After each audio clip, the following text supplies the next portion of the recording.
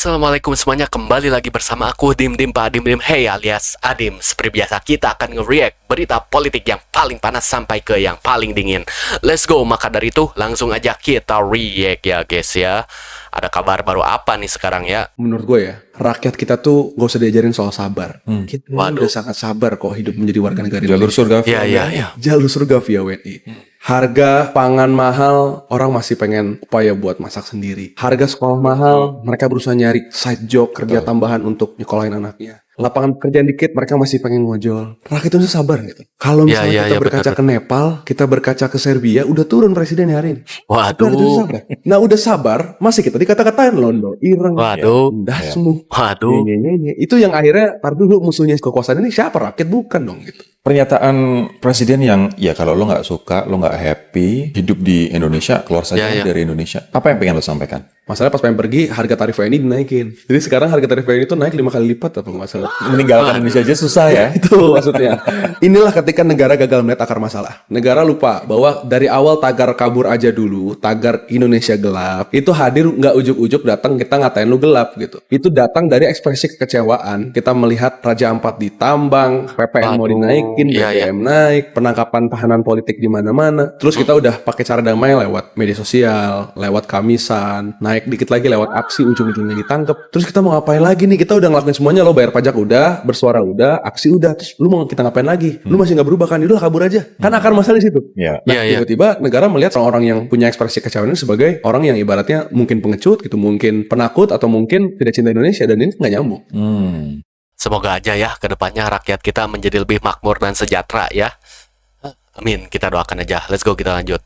Kalau gubernur, kalau bupati, kalau camat, kalau kepala desa tidak bisa mengatasi teriakan rakyat di desa, kita tidak segan-segan. Presiden turun tangan, kita memenuhi apa yang diteriakin oleh rakyat. Ini baru Presiden Republik Indonesia top Markoto Bapak Presiden Prabowo akan Keren. masyarakat di desa.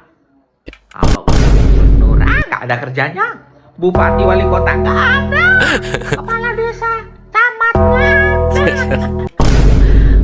Presiden langsung yang turun tangan. Nah, kasih paham ya. Menyelesaikan persoalan-persoalan yang ada di masyarakat. Teriakan masyarakat soal harga bahan pokok naik, pendidikan mahal, anaknya nggak bisa kuliah, nggak ada lapangan pekerjaan, ya, MBG keracunan, KDMP bermasalah, korupsi di mana-mana, rakyat sengsara menderita. Langsung turun tangan presiden kita menyelesaikan. Apa kita nggak bangga tuh punya presiden seperti Bapak Presiden Prabowo? Bangga banget kan. Teriakan dari desa, masyarakat terpencil itu didengarkan. Kalau pemerintah daerahnya nggak bisa nangani, turun tangan sendiri. Keren Bapak Presiden Prabowo. Kita sebagai rakyat Indonesia harus bersyukur punya Bapak Presiden Prabowo. Ya Teriakan betul. masyarakat ditangani, diselesaikan, diberesi. Terima kasih Bapak Presiden Prabowo. Saya doakan Bapak sehat, panjang umur, murah rezeki, lancar pekerjaannya, dan 2 periode Pak. 2029 saya akan memilih Bapak lagi karena Bapak mantap. Amin. Semoga aja ya Pak Presiden Prabowo 2 periode ya. Let's go, kita lanjut. Ukuran huruf di buku pelajaran terlalu kecil, Presiden berniat mencetak ulang seluruh buku pelajaran. Ini proyek pemborosan apa lagi ya? Iya. Perhatikan siapa yang bicara di sini. Proyek desain ulang total buku pelajaran SD sampai SMA seluruh Indonesia itu diumumkan ke publik oleh 2 sekretaris, Seskap Teddy Waduh. dan Sesnek Prasetyo Hadi, bukan Mendikdasmen Abdul Muti. Iya. Teddy yang bercerita bagaimana Prabowo mengecek buku satu persatu lalu menemukan tulisannya terlalu kecil dan bahan mudah rusak. Buku-buku itu dibeli dari berbagai negara, katanya sih untuk studi perbandingan. Sementara itu Prasetyo Hadi menjelaskan target cetak ulang itu selesai akhir 2026 atau paling lambat tahun depan, dan buku baru diterapkan serentak di seluruh Indonesia. Terus peran Mendikdasmen Abdul Muti? Ia baru disebut di ujung, diminta untuk bentuk tim evaluasi setelah instruksi turun dari presiden. Ini aneh sih, seharusnya inisiatif itu datang dari Kementerian Pendidikan, bukan dari Sekretaris Kabinet.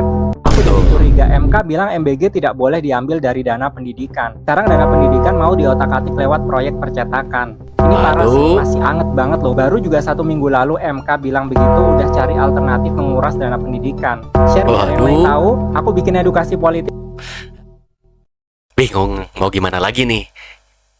Semoga aja itu program yang baik ya. Let's go, kita lanjut. Terserah kalian apa Pak ya. Terserah kalian, negara milik kalian ya. Indonesia ini saat ini milik kalian ya. Waduh. Bapak Presiden Prabowo begitu juga dengan adiknya. Abang-abang ini marah banget ya terserah kayaknya. mau kalian bawa kemana, mau bikin ormas 20 ormas lagi, 30 ormas lagi, silakan aja ya. Saya mau Waduh. udah pasrah aja. Gimana pola pikirnya ya? Honor untuk guru sukuan, guru honorer, katanya Pak Hasim sendiri yang bilang di kampanyenya minimal 2 juta mana ya. Terus Waduh. pemerintah tidak concern bagaimana membuka lapangan pekerjaan seluas-luasnya seperti janji 19 juta lapangan pekerjaan, ya malah muncul berita seperti ini. Iya, iya. Urgensinya sebenarnya apa? Ini kan jadi malah rakyat malah menyimpulkan kalau Bapak ini sudah mulai curi start untuk 2029. Yang saya takutkan tuh seperti ini, Pak. Ya, kalau Bapak seperti ini, Iya, iya. kekhawatiran saya nanti akan ada benturan antara masyarakat dengan masyarakat. Iya, takutnya kayak Itu, gitu ya. Belum tentu loh, ormas-ormas ini itu akur dengan masyarakat loh. Tapi Benar, Pak. balik lagi, apakah ini urgensinya harus seperti ini gitu loh? Masih banyak urgensi-urgensi lain yang harus kita hadapi, Pak. Ya, Betul. pengangguran, ya, lulusan-lulusan yang setiap tahun lulus itu, ya, mereka jaminannya apa? Ya, Nah, terus habis itu janji Bapak sendiri terhadap tenaga pendidik, ya katanya harus memberikan kesejahteraan minimal 2 juta per guru. Ya, itu belum terrealisasi. Kenapa harus Iya, kayak gini harus diprioritaskan? Apa urgensinya gitu aja. Betul. Itu pertanyaan saya dan kekhawatiran saya. Jadi mohon mohon dengan sangat untuk pemerintah memperhatikan hal yang lebih urgensi lagi. Jangan hanya memikirkan nanti di 2029. Jangan ya. Kalau Anda menunjukkan hal-hal seperti ini, itu orang-orang seperti saya mungkin akan malah udah deh 2029 cukup, kita nggak akan mendukung Pak Presiden gitu ya. Kalau Anda menunjukkan prestasi-prestasi, Anda menunjukkan hal-hal yang nyata, menyentuh ke masyarakat, itu mungkin akan bisa nanti meningkatkan suara Bapak. Tapi Iya, kalau iya, dengan betul. cara seperti ini yang ada bisa jadi suara Bapak jadi tambah drop nanti di 2029. iya, iya benar. Itu sih pendapat dari saya. Mohon maaf apabila ada salah kata ya, terima kasih. Kalau saya ngelihat berita kayak gini udah apalagi sih ini? Masa Waduh. era Pak Presiden cuman kayak gini? Waduh. Nggak ada kayak pengumuman apa kayak yang membanggakan masyarakat kayak gitu loh. Betul sekali kata abang ini ya. Jangan jadikan gitu ormas-ormas baru itu, takutnya kan belum tentu cocok sama masyarakat juga ya.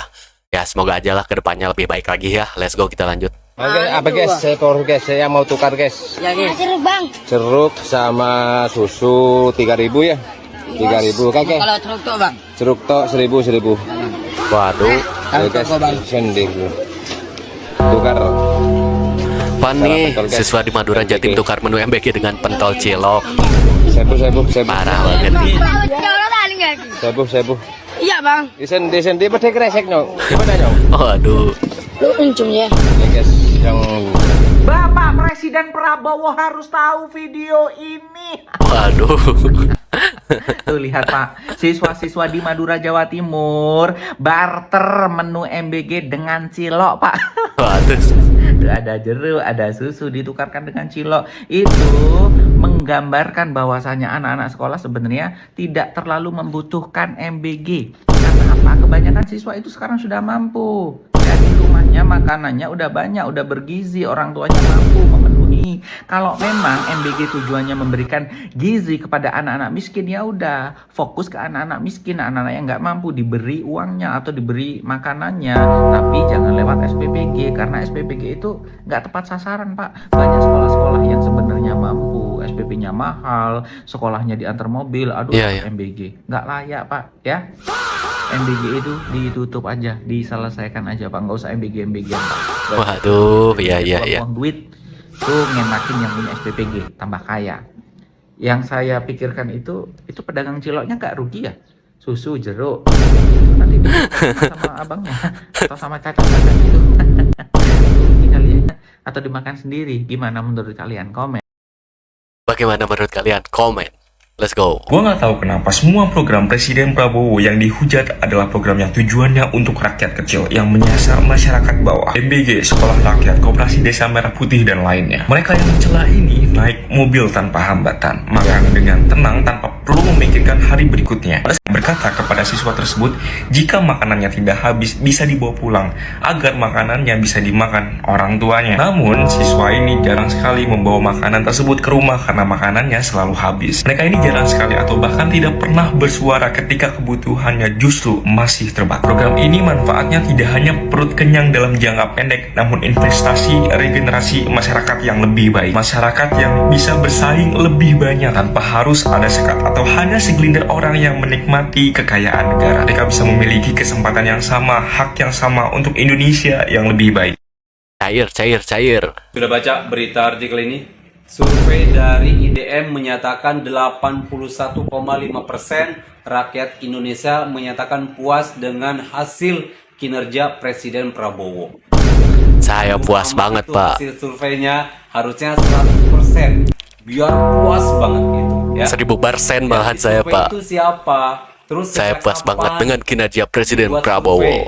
Let's Jangan-jangan go. yang disurvei itu adalah para pejabat dan pemerintahan juga. Hah?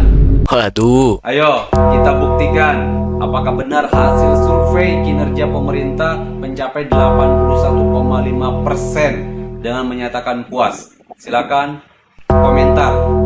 Coba kalian komen di bawah, kalian puas gak? Kalau aku sih puas ya, 1000% lah aku puas sama kinerja Presiden Prabowo ini. Let's go, kita lanjut lah. Guys, kalau kalian waras, tolong Ya. jangan di-skip, kita dengerin cuitan pidato beliau bersama-sama. Dan kecerdasan itu Waduh. bukan dari sekolah menurut saya. Ya, ya. Kecerdasan bukan dari sekolah. Dan ini sudah kita buktikan berkali-kali. Jelas kan tadi beliau bilang bahwa kecerdasan di negara kita itu kayak bukan dari sekolah. Itu kan tadi Waduh. intinya dari sedikit cuitan pidato beliau tadi. Oke, coba kita analisis bersama-sama dan pelan-pelan aja ya. Coba. Ya, ya. Kalau beliau tuh berani bilang seperti itu ke publik bahwa kecerdasan di negara kita itu kayak tidak ditentukan dari sekolah. Terus fungsi kami para tenaga pendidik, para guru itu apa, Pak? Hah? Apa? Hah? Mendampingi kedewasaan mereka gitu. Itu Yeah. yang benar. Kok kayak nggak habis pikir ya, mereka itu menggunakan seluruh tenaganya untuk bengok-bengok, untuk apa namanya, bengok-bengok itu bahasa Indonesianya apa sih? Ya, untuk Pelangap-pelongo, Bang. menyampaikan materi kepada anak-anak yang sulit diatur agar mereka itu mendengarkan apa yang disampaikan dan Waduh. bahkan tidak mendapatkan apresiasi dari beliau, malah ngomong seperti ini. Itu sangat tidak baik, Pak. Iya, iya. Tolong, ini bener-bener menyakitkan, tahu nggak? Pada Iya. intinya menjadi tenaga pendidik itu nggak mudah, iya kan? Kalian Iya, semua iya. yang merasakan menjadi guru, merasakan menjadi bagaimana lelahnya menjadi seorang tenaga pendidik, itu pasti Waduh. capek banget kan? Kayak tenaga itu ketika pulang itu wah kayak capek banget, udah terkuras gitu, kayak gitu, malah dapat omongan kayak gini. Wah, sumpah. Waduh. Ini aku nggak mimpi kan kalau presiden kita tuh ngomong kayak gini. Sumpah, pantes aja kayak yang digadang-gadang programnya itu yang makan itu kayak, terus pendidikan dapat apa? Dapat capeknya doang kali ya. Sama, saya juga capek. Waduh, bagaimana menurut kalian tentang komentar dari Abang Guru ini ya? Coba komen di kolom komentar. Let's go, mungkin segini dulu aja dari aku ya. Terima kasih buat kalian yang nonton dari awal sampai akhir. Dan buat yang baru nonton, jangan lupa subscribe channel ini, lalu share, komen, like. Dan ya, share juga ke teman-teman kalian yang nge-like berita. Oke, saya Pak Dim Hey alias Adim. Pamit undur diri. Terima kasih semuanya. Assalamualaikum warahmatullahi wabarakatuh.